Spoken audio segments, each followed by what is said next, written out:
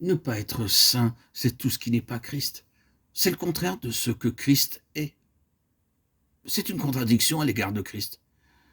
Le puissant dessein de Dieu, le puissant mouvement de l'Esprit de Dieu, tout ce qui est venu avec cette dispensation peut soudainement s'arrêter et une tragédie peut survenir.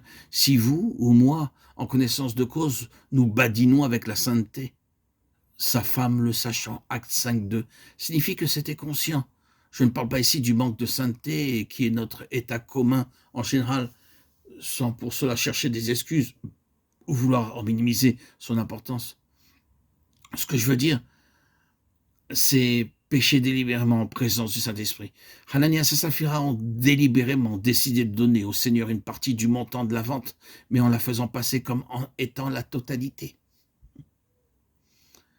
S'ils avaient été véritablement dans le domaine réel du régime du Saint-Esprit, ils auraient su que l'Esprit leur disait « ce n'est pas juste, c'est l'antinomie de Christ ».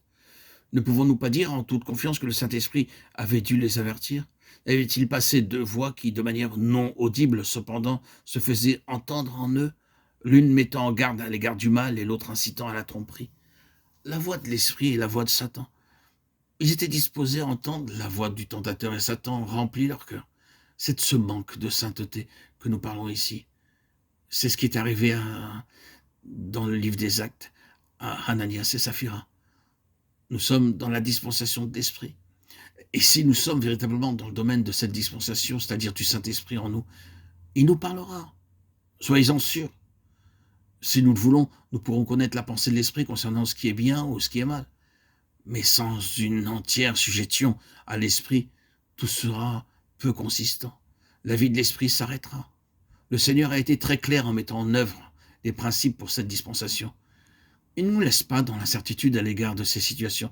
S'il n'agit pas de la même manière et si nous ne tombons pas morts, comme ce fut le cas pour Saphira et Ananias, cela ne veut pas dire que quelque chose d'aussi tragique ne se produit pas en nous.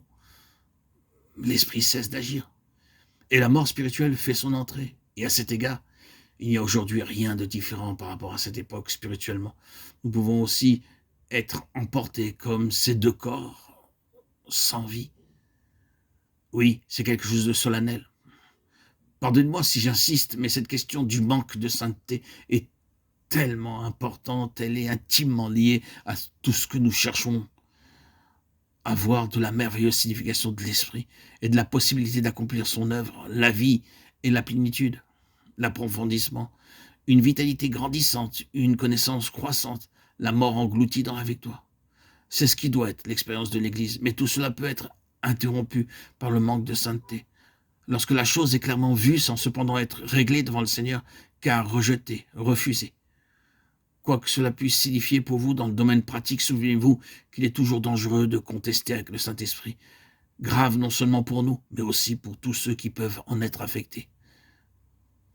Oh, quelle tragédie de contester avec le Seigneur sans se remettre en cause.